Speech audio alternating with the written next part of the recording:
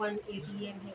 अब क्या किया गया, टेम्परेचर वही था 300, यहाँ पर भी 300, यहाँ पर भी 300 कांस्टेंट है। वॉल्यूम को डिक्रीज कर दिया गया, यहाँ पर ये जो प्रेशर है इस प्रेशर को नीचे किया गया इस तरह। ये जो प्रेशर है ना, ये आप लोगों को इसको जब प्रेस किया गया तो हमारे पास जो वॉल्यूम है वो कम हो गया। तो वॉल्यूम आ गया किस चीज़ पे, 2 पे। तो अब जो हमारे पास V2 है वो कितना हो गया, वो हमारे पास 2 डेसीमीटर क्यूब हो गया। और यहाँ पर जो प्रेशर है, तो जैसे ही वॉल्यूम कम हो गया तो हमारे पास यहाँ पर बैरोमीटर, यहाँ पर प्रेशर जो है वो इंक्रीज हो गया, वो 4 तक आ गया। तो V2 हमारे पास कितना हो गया, 4 atm हो गया। तो आप लोग देखें ना, पहले वॉल्यूम ज़्यादा था तो प्रेशर कम था, अब यहाँ पर वॉल्यूम कम हो गया तो प्रेशर ज़्यादा हो गया, तो इन्वर्स रिलेशन। तो इस तरह हमारे पास जो है एक्सपेरिमेंटल वेरिफिकेशन की गई थी कि जो है एक इंक्रीज करने से दूसरा डिक्रीज होगा और टेम्परेचर कांस्टेंट जो है वो रहेगा। तो यहाँ तक जो है इसका एक्सपेरिमेंटल वेरिफिकेशन। अब ग्राफिकल रिप्रेजेंटेशन ज़रा देखिए, आप लोग जो है फिजिक्स में किसी भी लॉ का जो है उसको आप लोग जो है करोगे, मैथमेटिकल फॉर्म, स्टेटमेंट, फार्मूला, और उसके बाद एक्सपेरिमेंटल वेरिफिकेशन, फिर ग्राफिकल रिप्रेजेंटेशन। ग्राफ के ज़रिए कैसे आया था, तो प्यारे बच्चों एक बात याद रखिए, जैसे कि हमारे पास बॉयल्स लॉ कहता है कि pressure is inversely proportional to volume, तो एक इंक्रीज होगा तो दूसरा डिक्रीज होगा। तो यहाँ पर देखिए प्यारे बच्चों, जहाँ पर भी इनवर्स रिलेशन आता है तो इनवर्स रिलेशन का जो ग्राफ आता है वो इस तरह आएगा। इसको हम कहते हैं पैराबोलिक ग्राफ। पैराबोलिक ग्राफ वो ग्राफ होता है,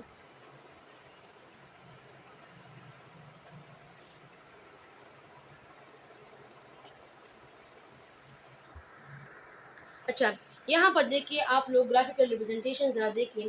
तो ग्राफिकल रिप्रेजेंटेशन में जो है हमारे पास क्या होगा, जो कर्व आएगा वो इस तरह आएगा। मतलब क्या है कि ये डिक्रीज हो रहा है, मतलब क्या है, यहाँ पर देखिए, यहाँ पर ये हमारे पास ज़ीरो है, तो ज़ीरो पे हमारे पास जो है प्रेशर जो है वो क्या है, हाई है, लेकिन वॉल्यूम क्या है, वो ज़ीरो है। अब यहाँ पर देखिए जैसे जैसे हमारे पास वॉल्यूम इंक्रीज हो रहा है तो प्रेशर हमारे पास क्या हो रहा है, ये डिक्रीज हो रहा है। तो वॉल्यूम इंक्रीज हो रहा है तो प्रेशर हमारे पास क्या हो रहा है, डिक्रीज हो रहा है। ये हमारे पास इसका ग्राफिकल रिप्रेजेंटेशन है। तो इनवर्स प्रोपोर्शन के लिए हमेशा हमारे पास जो ग्राफ आएगा वो इस तरह का इसका ग्राफिकल रिप्रेजेंटेशन है। डायग्रामेटिक ज़रा इसको देखिए, डायग्रामेटिक क्या है, यहाँ पर देखिए इस, अगर आप लोग इस साइड पे देखें ना, तो इस साइड पे अगर आप लोग जाएंगे तो प्रेशर को क्या है, प्रेशर डिक्रीज हो रहा है, लेकिन वॉल्यूम इंक्रीज हो रहा है। देखिए ना, वी बड़ा हो रहा है कि नहीं।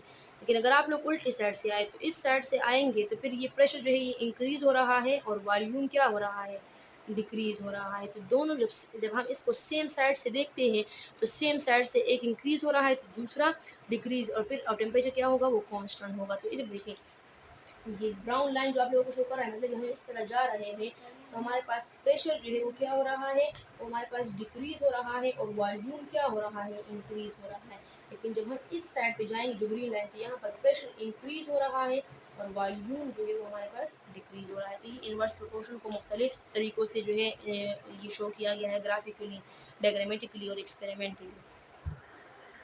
अच्छा, आप लोगों की बुक में इसके साथ ही जो यहाँ पर हमारे पास बॉयल लॉ जो है वो क्या होता है, वो ख़त्म होता है।